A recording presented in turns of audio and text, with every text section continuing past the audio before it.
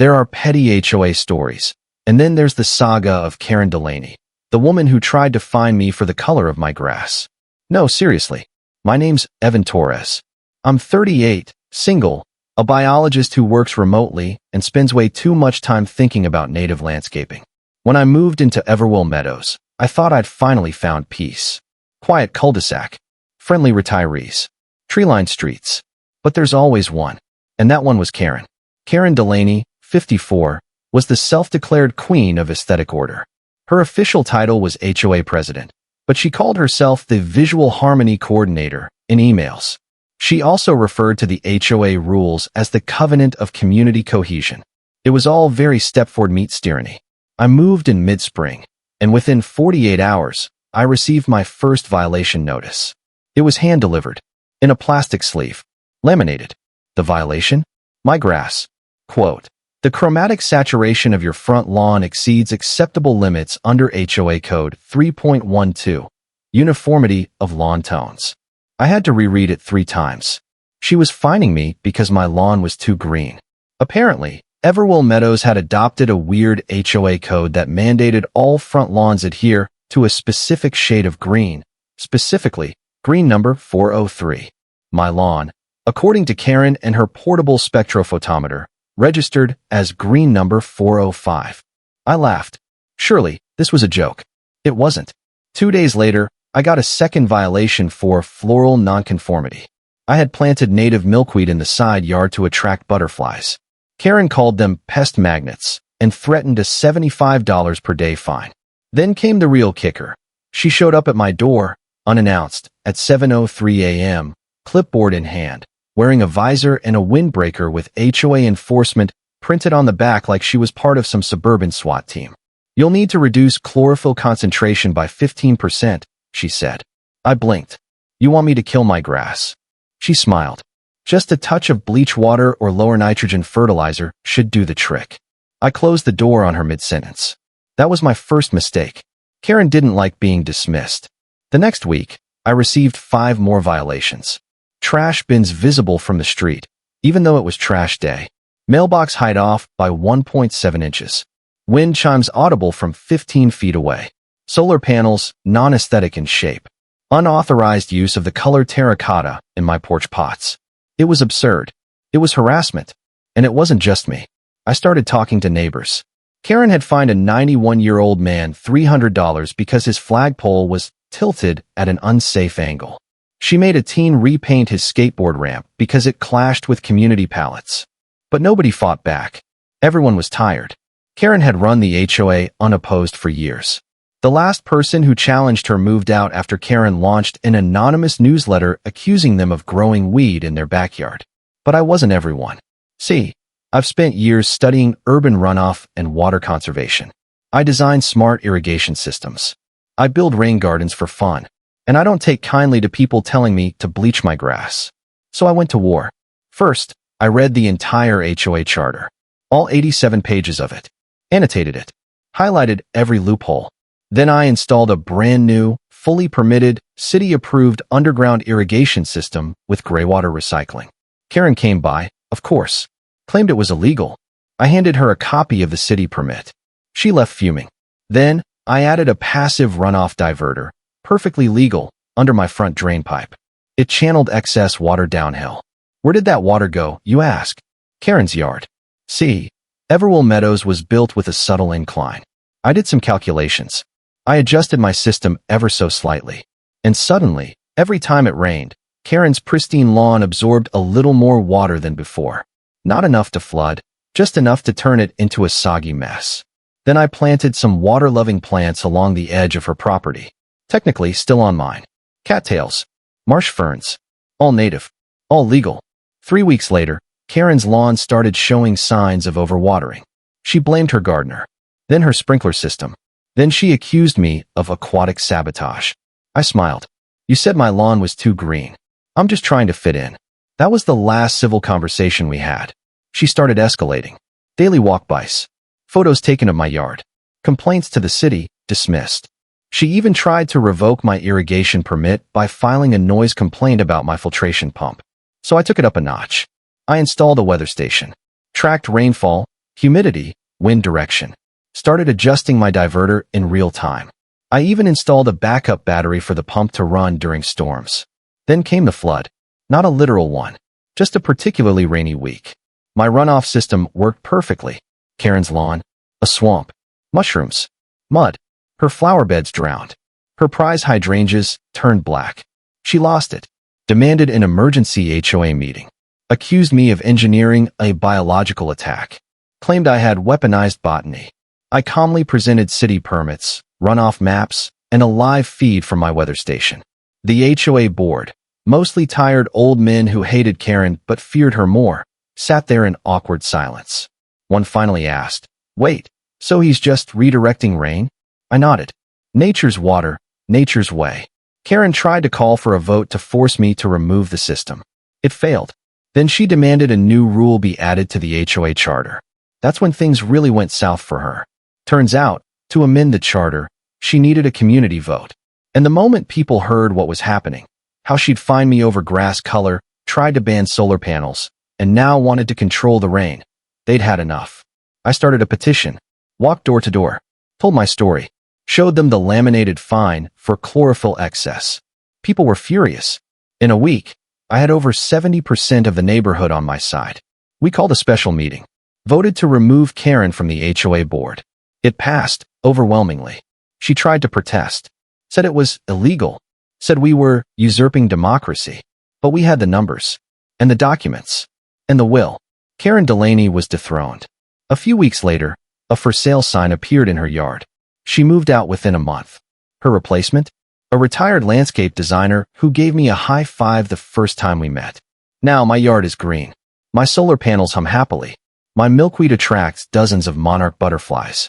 And on rainy days, I sip tea by the window and smile, watching the water do what water does best, flow downhill. Under score.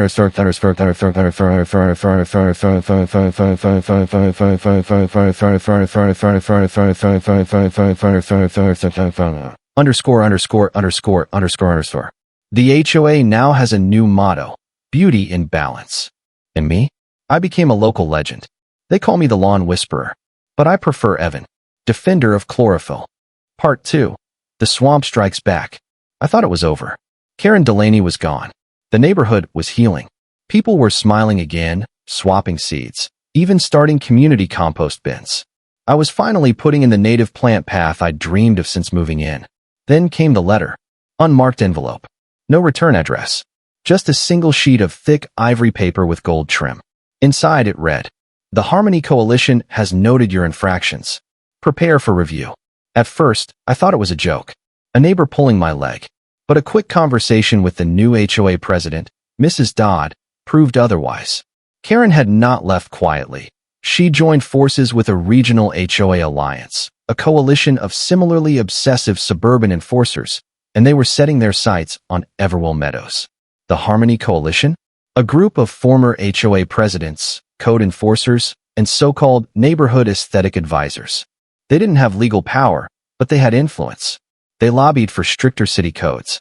They left reviews on property listings. And now, they wanted to declare our neighborhood a model community, which meant inspections, secret visits, and yes, Harmony compliance audits. And leading the task force? Karen, of course. She returned, not as a resident, but as an external advisor. She had a clipboard, a shiny new badge, self-printed, and a vengeance-fueled sparkle in her eye. "Don't worry," she said at our first post-exile meeting. "I'm just here to help this community reach its full visual potential." Mrs. Dodd looked like she wanted to shove a rake through a hedge. So I gathered my allies. Derek, the retired contractor from Lot 6. Marcy, who ran the butterfly sanctuary in her backyard. Nina, a tech-savvy teen who once turned Karen's old HOA emails into a dramatic TikTok series. We became the Everwell Underground. Our mission: expose the Harmony Coalition for what it was, an HOA cult. I installed new sensors, hidden cameras, even had a thermal imaging setup that tracked unexpected yard entries at night. Karen was back to her old tricks. She couldn't find me, but she could report me to city code. And she did, 4 times in 2 weeks. Each time, I had the paperwork, video proof, and a snarky email reply ready. But I needed something bigger, something that would break the illusion. That's when Nina suggested the drone. We outfitted a silent, high-res drone with thermal, night vision, and audio. We flew it above the next Harmony inspection. And what we captured? Oh, it was golden. Karen, instructing her squad to photograph trash bins before they were placed out. One guy sneaking over to trim a neighbor's rose bush to create a violation. Another chalking faint lines on driveways to simulate cracks. It was HOA entrapment. And we had it all on film. So we did what anyone would do. We edited it into a parody documentary, Behind the Bushes, The Harmony Cult. It premiered on the Everwell Community YouTube page. It went viral locally, 2,000 views in one night. People laughed, gasped, and most importantly, they got mad. The city council received complaints. Real estate blogs picked it up. A local news station even asked for an interview. Karen tried to deny everything, claimed it was deep-faked. But the footage was clear. The voice prints matched. The chalk still stained her loafer soles. The Harmony Coalition's influence crumbled. Karen? She vanished again, this time, hopefully for good. The HOA rewrote its charter to ban outside interference.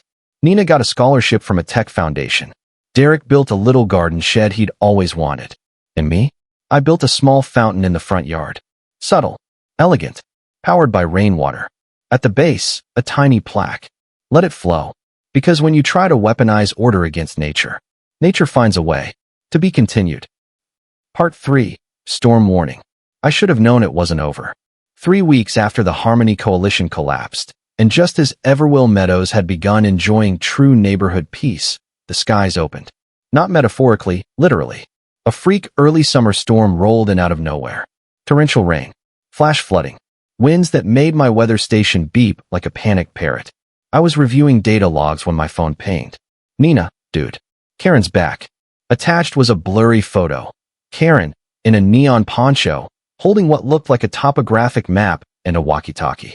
I zoomed in. Behind her, a white municipal truck with a decal, District Watershed Task Force. Turns out, she'd gotten herself hired as a stormwater compliance consultant under some pilot program aimed at improving suburban drainage zones. She wasn't just trying to reclaim her throne. She was coming for the water. The next day, inspectors showed up at 4 homes, including mine. Officially, they were there to verify gutter conformity and water redirection systems. Unofficially, they carried Karen's hand-drawn map. She was trying to rezone Everwell Meadows as a drainage hazard. If she succeeded, every homeowner would be required to replace their irrigation, remove all gray water systems, and regrade their yards to fit new county specs. Ones Karen helped write.